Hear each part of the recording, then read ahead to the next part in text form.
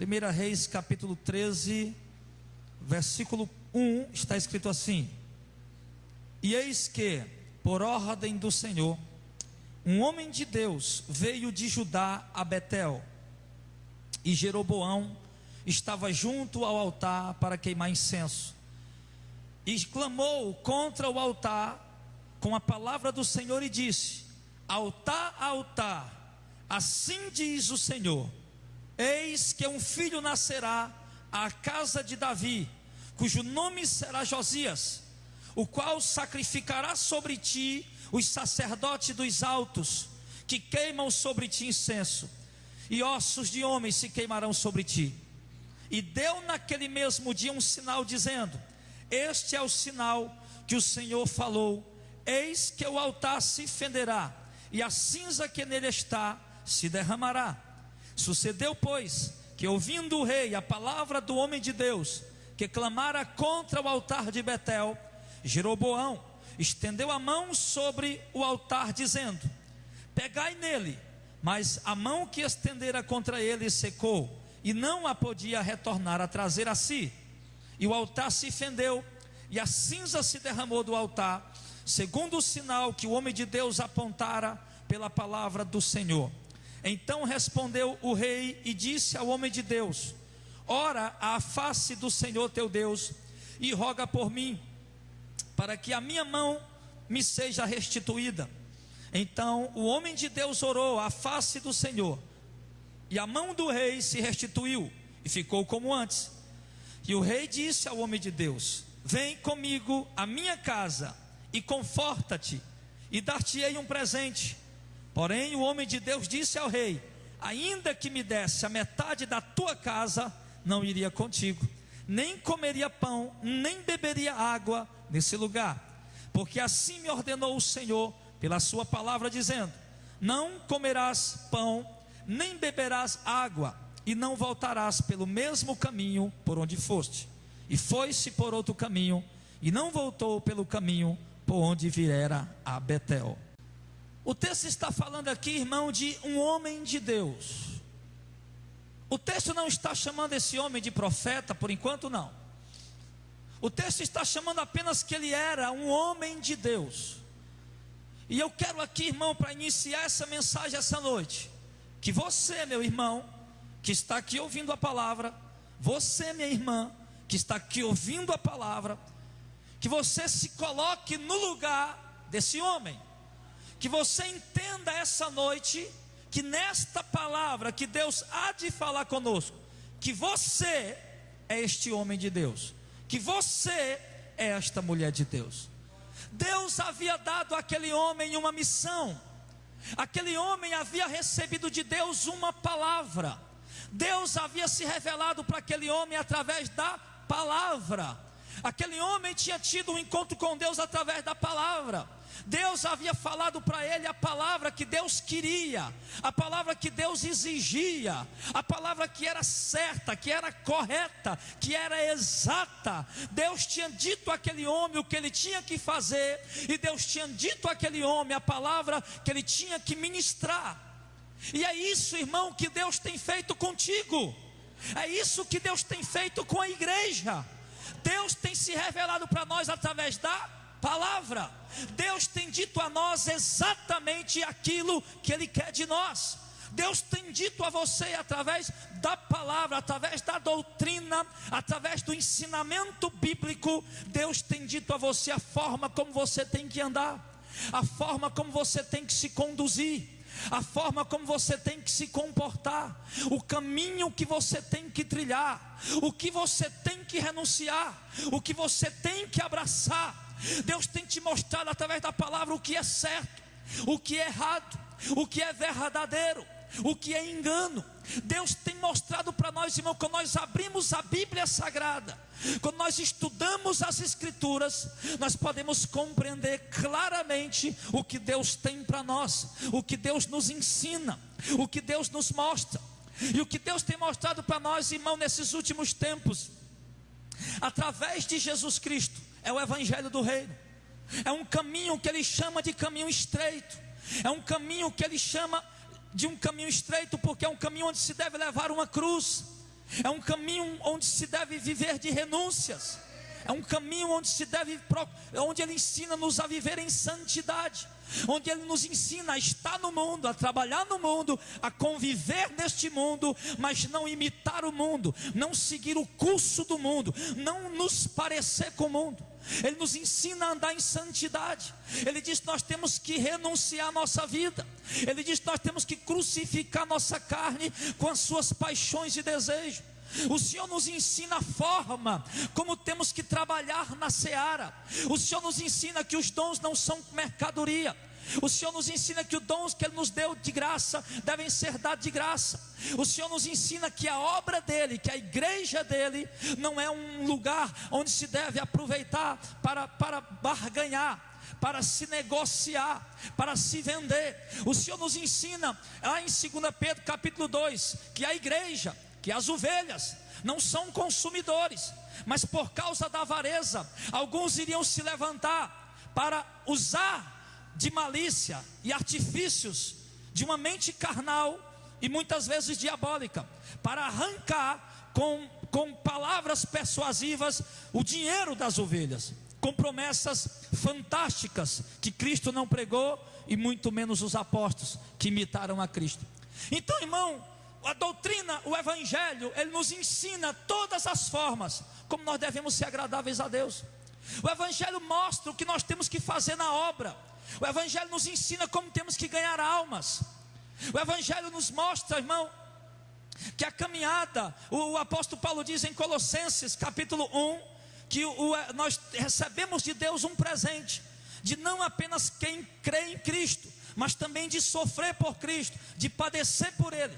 Logo ali ele mostra, irmão, que o caminho não é um caminho de diversão, que o caminho não é um caminho de entretenimento, o caminho não é um caminho de movimento, que não é apresentando artifícios carnais, de obras carnais, argumentos carnais ou movimentos carnais para se atrair as pessoas. Jesus ensinou que se pesca crente é pregando a palavra. Jesus ensinou que se atrai as ovelhas é colocando milho para elas comer. Jesus ensinou que se salva almas com o único instrumento, a única ferramenta que tem poder para livrar uma vida que está condenada ao inferno, se chama o evangelho do reino, o evangelho da salvação, o evangelho de Cristo. E não esse evangelho que está aí, esse evangelho mundano, carnal, bruxificado, esse evangelho de coisificado, onde se tem que pegar coisas. Não, eu vou para a igreja hoje que hoje vão entregar uma coisa lá. Eu vou para a igreja hoje que hoje vão me entregar um objeto, alguma coisa. Não é esse tipo de evangelho que Jesus ensinou. Então, irmãos, aquele homem havia recebido de Deus uma revelação. Ele sabia o que tinha que fazer, ele sabia o que tinha que falar, ele sabia como tinha que se conduzir. Ele disse: Deus falou para mim, eu não posso voltar pelo mesmo caminho. E o rei disse: mas vem e vem descansar um pouco lá em casa, vem comer lá em casa, vem comer pão, vem beber água, vem descansar lá em casa na sombra. E na casa do rei, meu irmão, o pão deve ser diferente, a água deve ser um suco da melhor qualidade que tem. O rei chamou ele para isso, irmão, e ainda disse: o rei, eu te darei um presente, vem que eu vou te dar um presente.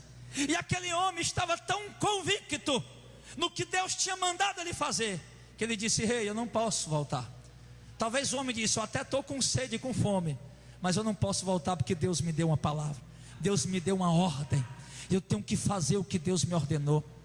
E ele disse: e enquanto presente o Senhor disse que ia me dar, se o Senhor me desse a metade da tua casa, ainda assim eu não voltaria, porque o meu temor está em Deus, e a minha dedicação, a minha submissão está na palavra do Senhor. E foi assim, meu irmão. Por que nós estamos introduzindo a mensagem de hoje com essa palavra? Porque foi assim que nós começamos a caminhada. Foi assim que a igreja evangélica começou a caminhada. Foi assim que você começou a caminhada. Ontem nós estávamos lá no culto em Calcaia. Temos lá uma anciã de 60 anos de idade. Oportunidade para a irmã Maria. Ela cantou 2 louvores sem acompanhamento. Louvores, irmão, de 20, 30 anos atrás. Irmão, eu tenho 38. Nessa época eu era menino, eu não conhecia nem os louvores daquela época. Eu não era nem crente para começar. E quando eu ouvi aquela mulher cantar aqueles louvores, irmão, aquele homem que compôs aquele louvor, ele falava de ver o rosto de Jesus. Ele falava de morar em mansões celestiais. Ele falava da volta de Cristo. E ao ouvir aquele louvor, irmão, eu disse: meu Deus, o que está no coração desse homem? Olha o que queima no coração desse homem. Olha o que é que ele está expressando, o que está dentro do coração dele. Eu te digo uma coisa, irmão, que eu senti saudade de ser daquela geração. Eu senti saudade de ser da geração de 30 anos atrás, onde os pregadores ainda anunciavam o reino. Eu tinha saudade, irmão, onde cada culto na igreja, terça ou quarta, sexta e domingo, se pregava sobre a volta de Cristo, se falava das mansões celestiais. Eu senti saudade daquela época, onde os crentes renunciavam sua vida aqui, não por uma campanha para ficar rico, mas pela volta de Jesus, por uma promessa viva que queimava no coração deles, e o desejo ardente, meu irmão, de morar no céu com Deus. Eu senti saudade.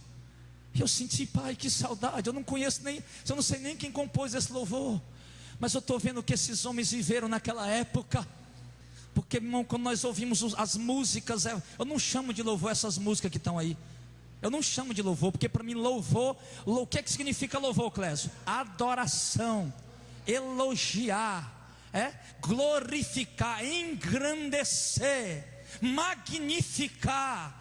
Então, quando se chama essas músicas que estão colocando nas igrejas de louvor, meu irmão, isso é um insulto contra Deus. Isso é um insulto contra a grandeza, contra a glória, contra a majestade de Deus. Por quê, pastor? Porque são louvores antropocêntricos, né?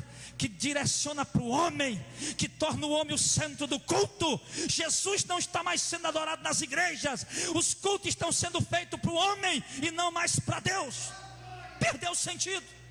Meu irmão, se o louvor é isso aí, essa porcaria que está aí, se as pregações são essas heresias que está aí, então muda o nome, pelo amor de Deus. Deixa de chamar de culto, chama de qualquer coisa, reunião social, ajuntamento de pessoas, menos de culto, meu irmão. Porque quando nós nos reunimos para cultuar, nós vamos adorar aquele que está sentado no trono, nós vamos adorar aquele que é santo, aquele que criou o céu e a terra, aquele que tem todo o poder em suas mãos, aquele que é Deus Todo-Poderoso. Quando nós vamos realizar um culto é para Ele. Então, irmão, foi assim que a igreja começou a caminhada. A igreja vinha muito bem. A igreja, irmão, estava crendo no Evangelho. Os cristãos estavam, o coração queimava todo dia. Jesus um dia vai voltar. Você nunca abria a boca para cantar um louvor que não fosse adorando a Deus. Você nunca abria a boca para cantar um louvor que não fosse magnificando e exaltando a Deus.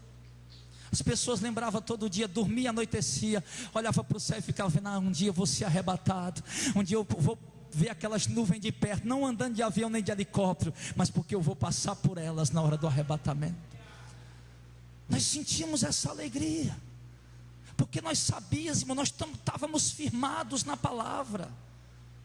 Nós estávamos igual esse jovem homem de Deus aqui, ó. Estava igual esse homem de Deus. As pessoas nos ofereciam presente: não, eu sigo Jesus e pronto. As pessoas queriam comprar nossa fé. Não, meu irmão, você está enganado, eu não abandono minha fé de jeito nenhum.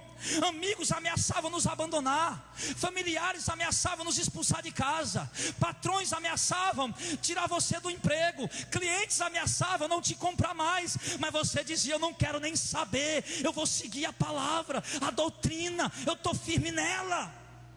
Como aquele homem de Deus estava no princípio, como aquele homem de Deus estava no começo ali do seu ministério, da sua caminhada.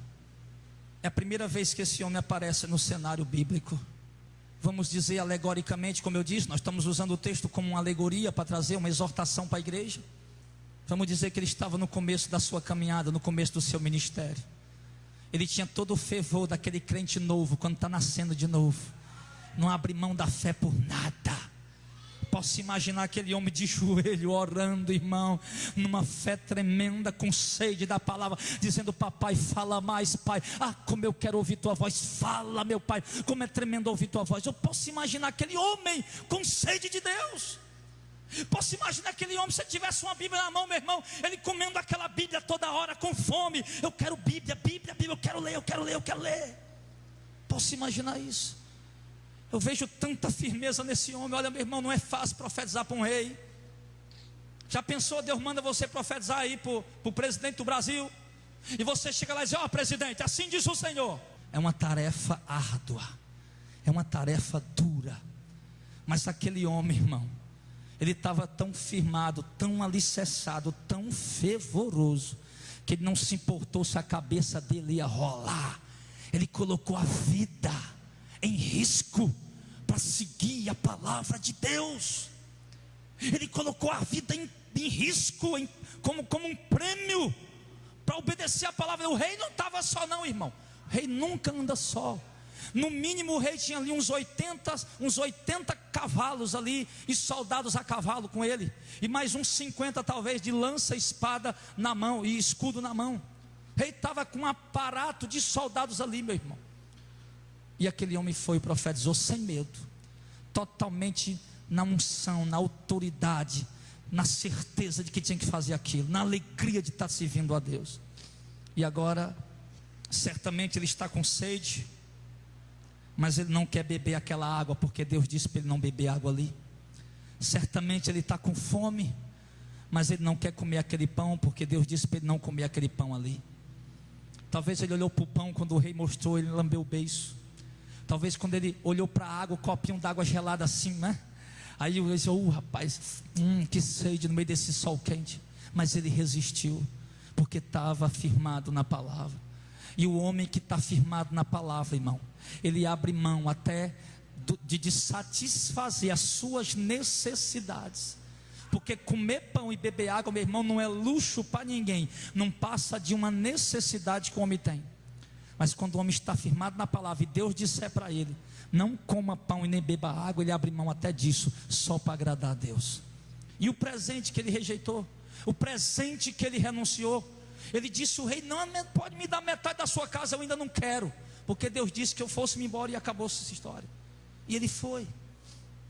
E assim, meu irmão, para nós concluirmos essa primeira parte da mensagem, ele foi, ele fez como Deus mandou.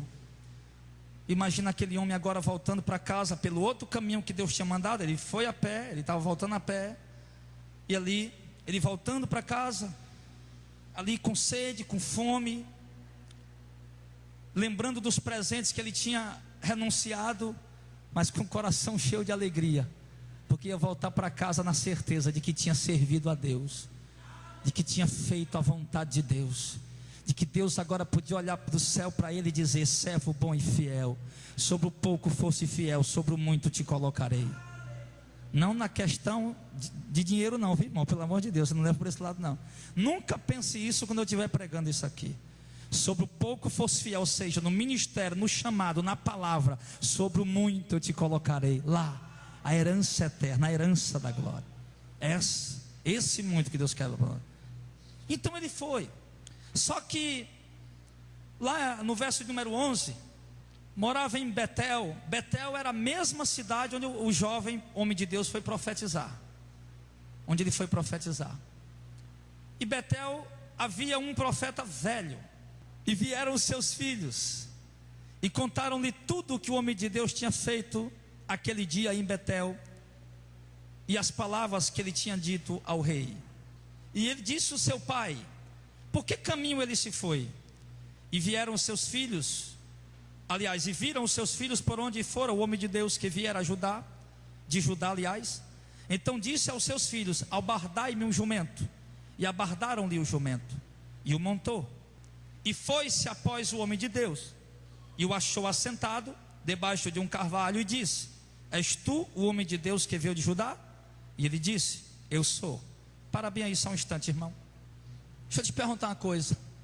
Havia um profeta lá em Betel, um profeta velho, um homem já de idade, um profeta velho, que já tinha sido muito usado por Deus. E a profecia aconteceu em Betel, na cidade onde o profeta velho morava. E por que será, irmão Marcos, que Deus trouxe um homem lá de Judá para profetizar em Betel? Por que será que Deus precisou trazer um homem lá de Judá para profetizar lá em Betel? Será que nós poderíamos explicar isso? Nós podemos conjecturar. Então o que nós podemos aqui imaginar? Que Deus lá do céu olha para Betel e vê o rei em pecado, vê o povo em idolatria, vê o povo andando no erro, e Deus diz: eu quero mandar um profeta para falar com aquele homem ali. Eu quero mandar um profeta para exortar esses camaradas que estão em pecado. Só que Deus olha para Betel, e Deus sabe que aquele profeta velho mora lá. E por que Deus não escolhe aquele profeta velho? Por que Deus chama um homem lá de outra cidade para profetizar? Porque certamente, irmão, conjecturando, obviamente, porque certamente aquele velho profeta já não era mais um homem sincero na presença de Deus. Porque certamente aquele velho profeta já não era mais um homem firme na palavra de Deus. Porque certamente aquele velho profeta já não era mais um homem fiel ao mando de Deus. Talvez se Deus mandasse ele ir entregar a palavra, ele talvez fosse dar um jeitinho ali para aliviar um pouco, para diluir ela um pouquinho, né? Para maneirar um pouquinho. E quando Deus entrega uma palavra, quando Deus revela uma mensagem, não tem negócio de diluir, não tem negócio de diminuir, não tem negócio de aliviar. Ela tem que ser entregue do jeito que Deus mandou. Aí eu me lembro do apóstolo Pedro. Havia um homem lá em Atos capítulo 10 chamado Cornélio. Havia em Cesareia um homem chamado Cornélio. E em Cesareia, irmão, havia muitos sacerdotes. Em Cesareia havia muita gente que dizia que era de Deus. Em Cesareia havia muita gente que levava a Bíblia. Que havia muitos sacerdotes, escribas, levitas em Cesareia. E Deus se revela para um homem chamado Cornélio, manda um anjo. E Deus diz: Cornélio, tuas orações, tuas esmolas foram ouvidas. Agora manda a Jope, lá na cidade de Jope, lá na beira da praia, e procura lá um homem chamado Pedro, um homem chamado Simão, tem por nome Pedro, e ele vindo te falará o que tu precisa ouvir. E por que Deus não escolheu um sacerdote lá de Cesareia? Por que Deus não escolheu um levita lá de Cesareia? Por que Deus não escreveu um levita, não chamou um levita lá de Cesareia? Sabe por quê, meu irmão? Porque nem todos Deus pode contar com eles. Nem todo homem, nem toda mulher, meu irmão, está disposto realmente a falar as palavras que Deus quer que sejam faladas. Nem todos estão preparados. Deus manda chamar Pedro. Deus manda chamar Pedro lá em Jope. 2, 3 dias de viagem. Os camaradas foram lá para chamar Pedro. Podia ter chamado um sacerdote. Não, aqui, vizinho aqui em casa tem um sacerdote. Não, bem aqui de trás, na rua de trás tem um levita. Não, na rua da frente tem lá um escriba, eu conheço. Deus, não. Vá chamar o Pedro na beira da praia, porque ele, eu sei que se eu der uma palavra, ele não vai tirar nem botar, não vai adulterar nem temperar. Ele vai falar o que eu mandar. Foi por isso que Deus escolheu aquele jovem profeta. A obra de Deus está precisando hoje, irmão, de que eu e vocês nos disponhamos como esse jovem profeta a falar tão somente o que Deus quer que seja falado. A nação está se perdendo, a cidade está se corrompendo, o Brasil está afundando, as pessoas estão caminhando para o inferno, e está faltando homem e mulher de Deus para dizer para eles que eles têm que mudar. Está faltando homem e mulher de Deus, irmão, que tenham coragem de abrir a Bíblia e pregar ela na simplicidade que ela tem. Está faltando homens e mulheres de Deus aqui em Fortaleza, aqui no Brasil, que tenham coragem de abrir a doutrina bíblica e dizer para os ricos: ai de vós ricos. Está em Lucas capítulo 6. Está faltando homens e mulheres nessa terra, irmão, que tenham coragem de abrir Tiago capítulo 5 verso 1 e dizer: ai de vós ricos. De abrir Mateus capítulo 19, que dificilmente um rico entrará no reino do céu. De abrir Mateus capítulo 6, que o homem não pode servir a Deus e as riquezas. Está precisando, irmãos. Está precisando. E você precisa entender de repente essa mensagem. Deus quer trazer um despertamento missionário para a tua vida. De repente você tem um chamado para pregar o evangelho e está acomodado, acuado, está mais preocupado em agradar, em receber elogio, aplauso, do que glorificar a Deus com a palavra dele. O profeta velho, quando ouviu que tinha vindo um profeta novo profetizar, ele ficou se roendo. Ele disse: rapaz, por que Deus me usou? Eu moro aqui em Betel, conjecturando, não está escrito não, irmão. Como é que pode? Eu moro aqui em Betel. Aqui, Betel, o altar é bem aí. E Deus vem trazer esse homem lá de Judá para profetizar aqui. Por que Deus não me escolheu? Ele ficou se roendo. E aí, por causa do ciúme dele, ele se levantou e foi ao encontro do jovem homem de Deus. Pegou o jumento. O texto diz no verso 14 que achou ele debaixo de um carvalho. Estava cansado, a caminhada era grande, embaixo de um carvalho para refrescar. Sabe quando você anda no meio do sol que você encontra uma sombra? Irmão, parece que você está tomando um banho. É bom demais. Aí o profeta estava lá e veio um profeta velho no jumento, né? Já viu alguém andando de jumento? Não. Eu já andei de jumento já. Aí chegou lá, estava lá o profeta sentado. Ele disse: pastor, é aquele homem de Deus que veio profetizar? Ele disse: eu sou. Aí no verso 15 ele disse: olha, vem comigo lá para casa para comer pão. Olha o profeta velho armando para cima do homem de Deus. E aí o profeta novo diz, o homem de Deus, verso 16: eu não posso voltar contigo, eu nem entrarei contigo, nem tampouco comerei pão, nem beberei água contigo nesse lugar, porque me foi mandado pela palavra do Senhor. Preste atenção, a palavra do Senhor tem sempre esse detalhe. Porque me foi mandado pela palavra do Senhor, dizendo: ali nem comerá pão e nem beberá água, e nem tornará a ir pelo caminho por onde foste. E aí o velho disse, né, verso 18: também eu sou profeta como tu, e um anjo me falou pela palavra do Senhor, dizendo: faz ele voltar contigo à tua casa, para que coma pão e beba água. Porém mentiu. O que nós temos que ter? Duas coisas aqui, irmão, para nós aprender aqui.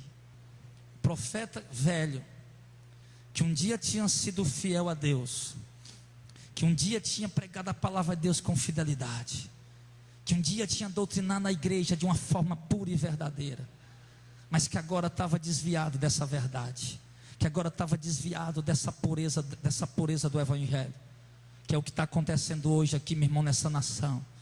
Eu fico triste, irmão, ao ver ministérios que há 10 anos atrás você coloca a pregação e a forma como eles conduziam a igreja, era lindo o trabalho deles. E hoje você vai olhar, você vai no YouTube olhar a pregação desses homens há 10 anos atrás e atualmente, vocês veem que são homens que estão totalmente o contrário do que eles pregaram há 10 anos atrás. Pregavam a verdade e agora estão pregando a heresia. Pregaram um evangelho puro e genuíno, agora estão pregando um evangelho adulterado e falsificado. Então, aquele homem ficou com inveja do profeta novo, porque agora estava sendo usado por Deus, e mentiu para ele. Mentiu para ele, irmão, e foi dizer para ele que Deus tinha falado com ele. Aí eu quero dizer uma coisa para você aqui, ó. Quando Deus se revelar para ti através da palavra, Deus, você leu a Bíblia, ali, a doutrina bíblica de Jesus e dos apóstolos, e Deus falou contigo, mostrou claramente: não, é exatamente isso aqui, não é o que eu estou pensando, não é o que eu estou achando, é isso aqui, o que a doutrina diz é isso, é exatamente isso, pronto. Aí de repente, você está vivendo essa doutrina, você está pregando essa doutrina, Deus está te dando entendimento na doutrina que você tem que seguir, Deus está te dando entendimento na doutrina que você tem que pregar. Aí de repente chega um profeta velho, talvez um erudito, talvez um teólogo, talvez um camarada com um anelzão lilás no dedo, chega aí para você e diz: não, meu jovem, não é bem por aí onde você está andando, a teologia ensina desta maneira, e blá blá blá blá blá blá, e começa a falar, não que a teologia seja heresia, porque a teologia é exatamente o estudo sobre Deus, porém na teologia tem muita heresia, muita, não pouca. E então de repente você está aí seguindo o evangelho, que é o que está acontecendo com o Brasil, é o que está acontecendo no Brasil. As pessoas iam seguindo o evangelho, seguindo a doutrina, a genuína mensagem, a sã doutrina, a palavra pura, verdadeira. Não, o evangelho está aqui, ó. Não faz da casa de meu pai casa de venda, ou seja, a casa de Deus hoje somos nós, não é esse templo de pedra, mas nós não somos objetos comerciais, nós não somos clientes dentro da igreja, nós somos homens e mulheres de Deus, ovelhas, que nos reunimos não estamos aqui para engordar pastor, não estamos aqui para engordar mercenário, não estamos aqui para engordar cantor, nada. Nós estamos aqui para cultuar, adorar o Senhor e pronto. Não, mas Jesus me ensinou, está aqui a obra dele, a casa dele não é lugar, não é casa de venda, é um lugar de oração.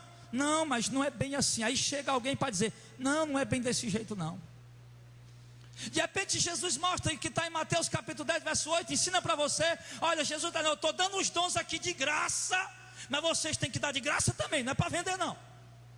Aí não, mas não é bem assim, é para sustentar o ministério do irmão, ele tem a família dele, blá, blá, blá. Então vai trabalhar, arruma um emprego, vai se virar, rapaz. E começa a colocar essas coisas, né? Não, mas vamos, é por aqui, ó, desse jeito aqui. Não, irmão, Deus é um Deus de prosperidade. Deus é um Deus de coisas grandes, irmão, aleluia. Está aqui a Bíblia dizendo, ó, eu vim para que vocês tenham vida e vida em abundância. É muito dinheiro, irmão, é muito dinheiro no bolso de vocês. Está aqui, ó, vim para que tenham vida e vida em abundância. Você é pobre, você é um miserável, você vive envergonhado, você é cauda, você não tem nada, você vive aí humilhado, irmão. Aí, vida em abundância, peraí, irmão, vida em abundância não é isso que Jesus está dizendo, não. Ele está falando de vida eterna. Para que vida mais abundante nas mansões celestiais, onde nunca mais nós vamos ter fim lá? É isso que o texto diz. Não, mas está aqui a oferta da viúva pobre. Ela deu aquelas moedinhas para Deus dar uma vida melhor para ela. Eu digo, opa, peraí. Aquela mulher, a viúva pobre, não deu as 2 moedinhas pensando em Deus dar uma vida melhor para ela não, meu irmão. Ela deu as moedinhas que ela tinha porque ela sentiu o amor e o desejo de ajudar a obra ali. O desejo de fazer algo pela obra de Deus, embora os 67 centavos que ela deu, não serviu para nada na obra, mas diante de Deus, Deus recebeu, porque o Filho de Deus disse, ela deu mais do que os outros. Então, meu irmão, aí começam a colocar, tem chegado e surgido aí esses profetas, tem surgido aí esses homens, no cenário evangélico nacional, cheio de diploma, cheio de graduação, pós-graduação, foi para os Estados Unidos, para que é o país mais herege do mundo, no evangelho. O cara vem se mostrar que vai fazer um curso lá nos Estados Unidos. Meu irmão, melhor que você tivesse feito lá na Vaza Grande ali, naquele interiorzinho, entrando à esquerda ali, tinha sido melhor, do que ir lá para os Estados Unidos, pegar as heresias de lá e trazer para cá. Porque o evangelho que nós estamos vendo aqui, todo mundo já sabe disso, é um evangelho americanizado. Aí o cara chega cheio de diploma, todo se achando, né? Não, porque eu sou filho de Deus, eu tenho que comer o melhor dessa terra. Eu não aceito um filho do cão andando num carro importado, eu andando num carrinho popular. Eu tenho que ter um também. E aí começa a surgir essas heresias, irmão. Heresias ao ponto de um pregador chegar num congresso de missões e dizer que Jesus tinha uma casa, uma mansão na beira da praia. Porque Jesus, você viu? Porque Jesus, ele herdou a carpintaria de José. Até aí tudo bem, lógico, Jesus era o filho mais velho, com certeza ele foi carpinteiro durante muito tempo. Mas me dizer, meu irmão, que o pessoal chegava, Jesus, quanto é uma mesa? Rapaz, é tanto, e quantos dias para entregar? Porque naquele tempo era 8 meses para entregar uma mesa. E Jesus dizia, deu prazo, rapaz, daqui 6 meses. Jesus, não, pode vir buscar amanhã. Porque Jesus dizia, apareça a mesa, apareça a cadeira. Irmão, isso é loucura, isso é blasfêmia. E o pior de tudo é ver uma igreja ouvindo uma pregação dessa, pulando, rodopiando, falando em língua e dando glória a Deus. O pior de tudo é isso. Aí tem surgido, meu irmão, no cenário evangélico atual, esses profetas aqui, que não tem mais comunhão com Deus, que não tem mais vida com Deus, não tem mais intimidade com Deus, que não oram mais, que não se aprofundam mais na doutrina bíblica, que não estão mais preocupados com as almas das ovelhas. A fama virou a cabeça deles, o dinheiro tirou a sanidade espiritual deles, e eles estão loucos querendo cada vez mais. O pior que eu acho, sabe o que é, irmão? Que a armadilha do diabo é tão bem feita. A armadilha do diabo é tão bem feita, irmão, que ele não está usando só gente de fora, não. Principalmente ele está usando os profetas velhos, que apostataram da fé. Principalmente ele está usando o homem que tem confiança, que tem uma história de 20 anos na televisão, que tem uma história de 20, 30 anos na caminhada do evangelho. Principalmente ele está usando esses homens para confundir o povo e para mentir para o povo. Porque foi isso que diz o texto aqui, ó. Eu também sou profeta, e disse, o anjo de Deus me falou, volta lá para casa, vem comer pão, vem beber água, porém mentiu. E o jovem profeta de Deus, no começo da sua caminhada, não vigiou, não percebeu que era uma armadilha de Satanás, não percebeu que era uma armadilha de inveja. E aí o que é que ele fez? Inocentemente, voltou. Quando o homem disse, não, eu também sou profeta, e aí ele foi com o homem. E aí voltou, verso 19, voltou, comeu pão em sua casa e bebeu água. Aí deixa eu dizer para você uma coisa. Quando o jovem profeta não vigiou, não lembrou, irmão, de uma coisa: Deus não tem duas palavras. Guarde isso no teu coração. Deus não tem duas palavras. Deus tem uma palavra.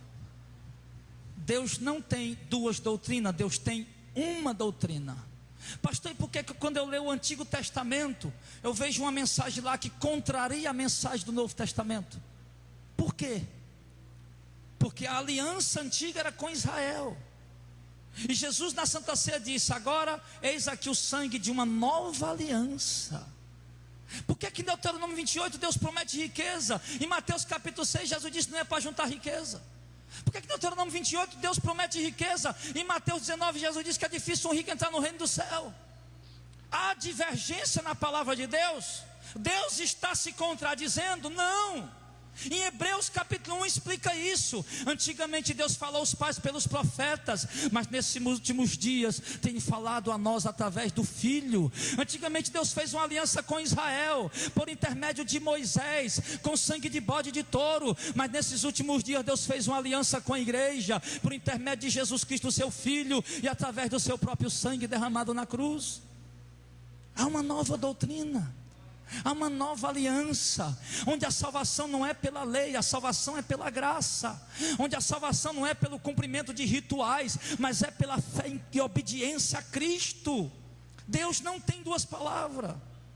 E outra coisa que eu aprendo aqui, irmão, que o jovem profeta não percebeu, mas ficou de exemplo para nós: Deus não tem duas palavras, Deus não muda de opinião, Deus não muda de ideia, e ninguém pode se levantar no meio da igreja para trazer uma profecia que contraria a doutrina bíblica. Lembra de mais isso aqui: no dia que você ouvir alguém profetizando, eis que eu te digo, ou assim diz o Senhor, que esteja contrariando a doutrina neotestamentária, que é a doutrina do Novo Testamento, pode ter certeza que ali, meu irmão, é um frigorífico que está na sua frente. É carne pura. Se não for carne, é demônio. É um dos dois. Porque Deus jamais vai levantar um profeta para profetizar contra a sua própria palavra que ele já havia dado a ordem. Estava tendo essa confusão lá em Gálatas. No capítulo 1, verso 6, o apóstolo Paulo diz: eu estou maravilhado que vocês tão depressa estão passando do evangelho para outro evangelho. Mas não é outro evangelho. Tem alguns que estão querendo transtornar o evangelho de Cristo. Aí diz lá no verso 8: ainda que nós, os apóstolos de Cristo, ou um anjo vindo do céu, pregar outro evangelho que não seja esse que vocês já ouviram, que seja amaldiçoado. O evangelho foi entregue aos apóstolos para doutrinar a igreja, foi escrito, e essa é a base: Cristo, a fé, o arrependimento, a cruz, o calvário, a renúncia, a santificação. A base é o que Jesus ensinou, e o desenvolvimento é o que os apóstolos ensinaram e escreveram. Infelizmente algumas cartas se perderam, mas o que ficou aqui para nós, irmão, já dá para nós conhecer completamente a vontade de Deus e andar dentro dela. Então Deus não vai levantar agora no cenário um profeta para ensinar o povo, meu irmão, uma palavra que não seja a doutrina dele, para doutrinar a igreja numa doutrina que não é a doutrina dele, a palavra dele. Deus não vai levantar um profeta hoje, uma igreja hoje, para pregar a metade do que ele pregou e esconder o resto, para adulterar o que ele pregou, para diluir, para falsificar o que ele pregou, para maquiar. Deus não vai levantar, gente. Mas está surgindo aí, a gente está vendo. Então o que é que nós vemos aqui? O profeta novo vacilou. Será que nós vamos ser, meu irmão? Porque é uma coisa, eu vacilar porque não sabia é uma coisa, mas eu olhar para cá e vacilar, meu irmão, eu vou dizer, viu? Aí tá bom de botar uma cangada em cima de nós, né? E dar uma cavalgada, porque aí Então, irmão, o que o texto está mostrando aqui, Deus te revelou a doutrina, está guardada, está escrita, e você está entendendo ela e está andando nela.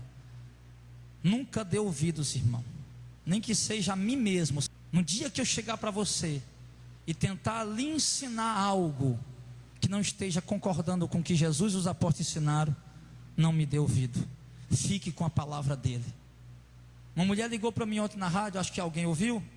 Pastor, gostei da pregação, muito bom, mas deixa eu perguntar uma coisa para o senhor, em quem nós vamos crer? Porque uns pregam uma coisa, outros pregam outra.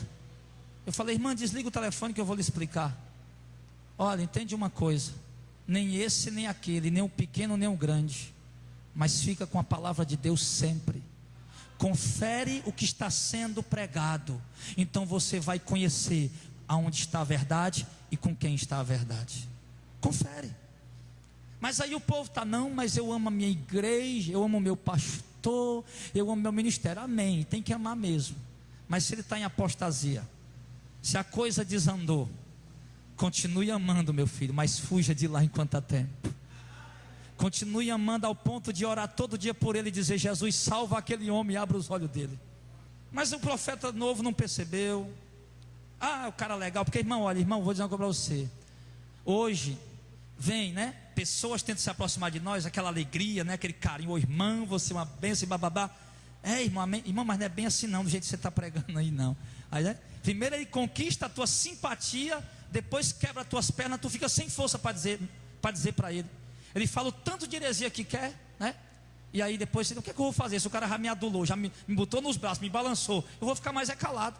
Não fique calado. Não se deixe levar por elogios. Eu sempre digo na rádio, irmão, pelo amor de Deus, não ligue elogiando. Não se deixe levar por aplausos, elogios. Isso é o que mata, é o que sepulta um homem e uma mulher de Deus. Se você quiser morrer, busque elogio. Aí, o profeta foi, comeu, bebeu. Verso 20. Aconteceu que estando eles à mesa, aí a palavra do Senhor veio ao profeta velho. Verso 21.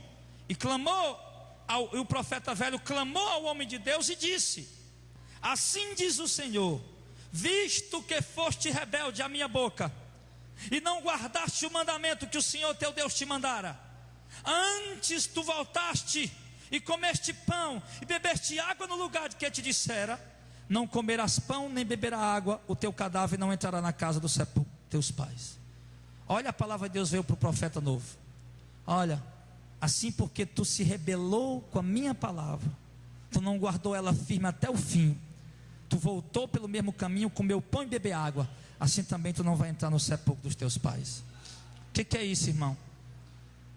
Muitos pastores começaram pregando a verdade, mas a fome e a sede do pão, da glória do mundo, a fome e a sede pelas conquistas terrenas, tornaram eles rebeldes à palavra do Senhor. Muitos de nós estávamos firmes na caminhada, muitos de nós estávamos alicerçados na doutrina, mas a sede e a fome pelo pão e a glória do mundo tirou muitos de nós da presença do Senhor. É isso que está acontecendo, irmão. Aí eu pergunto, imagina o arrependimento do profeta. Antes dele, ele achava que era Deus que estava mandando. Imagina ele comendo aquele pãozinho, aquele pãozinho na casa do outro profeta, né? Talvez não fosse um homem rico, fosse um homem simples, comendo aquele pãozinho, aquela água. Rapaz, que era para não ter aproveitado, já que eu ia voltar, ter ido lá para a casa do rei mesmo, né? Já que eu ia voltar e comer pão, eu ia ter ido lá para a casa do rei mesmo. Por que é que Deus não me avisou antes? Então, meu irmão, o profeta comeu, bebeu e Deus falou que ele foi rebelde à palavra do Senhor. Quantos irmãos de nós, estávamos, você que está ouvindo a palavra aí, você estava no caminho certo, você estava na doutrina correta, e agora você foi sair para dar ouvido a sábios, a filósofos, a teólogos, esqueceu a doutrina bíblica para ouvir conversa de homem, doutrina de homem, esqueceu que Deus só tem uma palavra, e agora está aí seguindo essa heresia, e não tem ninguém que te arranque mais daí. Quando te tenta falar que tu está no erro, tu endurece o coração e não quer se dobrar diante da palavra mais. É o que está acontecendo. Vai dizer para um desses homens aí que eles estão no erro: ah, pai, sai daqui, você é um profeta da carne. Eles vão dizer isso. Ah, irmão, você está me julgando, você não tem direito de me julgar não. Vai dizer para eles que eles estão no erro. Vai tentar ajudar eles, exortar eles. Ah, irmão, sai daqui, irmão, você está perturbando o ambiente. Está perturbando o ambiente. Você é um agitador, você é um confuseiro, está tirando a harmonia. A harmonia nós temos que ser tudo unido. Espera aí, meu irmão. Tem que ser unido com os outros discípulos, não com apóstata. Eu tenho que ser unido com os irmãos de Jesus. Quem é os irmãos de Jesus? Aquele que faz a vontade dele. E não com igreja apóstata, com pregador apóstata, herege. Eu tenho que estar engolindo o que ele prega e caladinho só pela amizade dele. Eu perco a amizade dele. Mas o que eu não quero perder é de servir a Deus, porque eu sei que tem um galardão esperando. Aí, meu irmão, o profeta comeu, bebeu e recebeu a profecia dura. Verso 23. Sucedeu o que? Depois que comeu pão e depois que bebeu água, albardou ele o jumento para o profeta que fez ele voltar. Foi-se, pois, e um leão o encontrou no caminho e o matou. E o seu cadáver estava lançado no caminho, e o jumento estava parado junto dele, e o leão estava junto do cadáver. Olha aí. Foi o que aconteceu com ele? Morreu. O leão matou ele. Quem é o leão? Lá de Pedro que ele diz: o diabo, nosso adversário, anda ao nosso derredor, rugindo como um leão, buscando a quem possa tragar. O leão matou aquele homem. E vamos simbolizar aquele leão com o diabo. E o que tem de gente morta espiritualmente hoje, porque foram rebeldes à palavra do Senhor, estão aí, parece que estão vivos. Parece que estão aí vivos, estão de trás do púlpito, de paletó. Eu nem aguentei usar a gravata, joguei lá. Quintura desse tamanho. Então, estão aí de paletó e gravata, tudo bonito, pregando aí a palavra, anunciando uma palavra. Estão aí dentro das igrejas, levando a Bíblia, dando glória a Deus e aleluia, frequentando algum ministério. Mas o que tem de gente morta hoje, espiritualmente, que o diabo já matou você espiritualmente, porque você tem sido rebelde à voz do Senhor. Pastores que pregavam contra o segundo casamento, aí agora um profeta velho disse: não tem problema, Ele já foi, deixou a mulherzinha dele, já casou com outra irmãzinha mais novinha da igreja. É isso que está acontecendo, irmão. Pastores que tinham zelo do púlpito, que tinham zelo da obra, mas agora estão mortos espiritualmente. Ovelhas que tinham um critério, era a igreja bereana, ovelhas bereanas, ou seja, aquelas ovelhas que examinam as escrituras. Deixa eu ver se esse pastor está pregando e realmente foi o que Jesus ensinou. Peraí, deixa eu conferir aqui. Peraí, tá? E nós esquecemos de ser assim. Por isso muitos de nós estamos morrendo. Deixamos de ser criteriosos.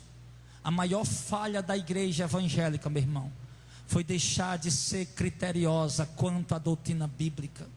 A igreja deixou de ser criteriosa, irmã Carla. A igreja deixou de ser exigente. Rapaz, não quero nem saber. Essa igreja pode ter o louvor lindo, pode ter a música mais bonita que for, o louvor mais bonito que for, mas se a doutrina não prestar, eu não fico não. Doutrina não for bíblica, eu não fico não. Pode ter o reteté, pode ter profecia a noite todinha, pode ter irmão cantando, rodando, pulando, salteando, e o que mais? Não tiver doutrina, meu irmão, não, isso aí não me enrola não, viu? Isso aí não me engana, porque é o que está acontecendo hoje. Irmão, vamos botar aqui um movezinho pentecostal, porque tem uns pentecostal que gostam. Vamos botar aqui, ó. Aí tem aquela atração pentecostal, entre aspas, você percebeu, irmão, que a maioria desse mover, entre aspas, pentecostal, tem sido às custas de pandeira e de zabumba? Alguém já percebeu isso? Já percebeu quando começa ali o batuquezinho, né? O batuque começa a tocar, os irmãos começam a rodar o piano da igreja e vem profecia para aqui e para lá. Que é isso, irmão? Meu irmão, vou dizer uma coisa para você. Tem uns forrozinhos gospel aí que eu escuto, dá vontade de eu jogar tudo para lá e começar a dançar forró dentro de casa. É carne pura, meu filho. Carne. Não tem diferença dessas bandas do mundo, não. E esses funkzinhos gospel aí? Para quem gostava de funk, hein? Irmão, quando escuta um funkzinho gospel, chega e se arrepia. Essa é a minha igreja. Essa aí é a minha igreja. Eu vou para lá, não tem nem jeito. Outro dia, o Clésio falou que um jovem chegou para ele e disse para ele: irmão, eu fui para uma igreja ali, é massa lá, ó, massa lá. Irmão, onde é que nós estamos, irmão, pelo amor de Deus? Deixa eu dizer, escute-se, irmão.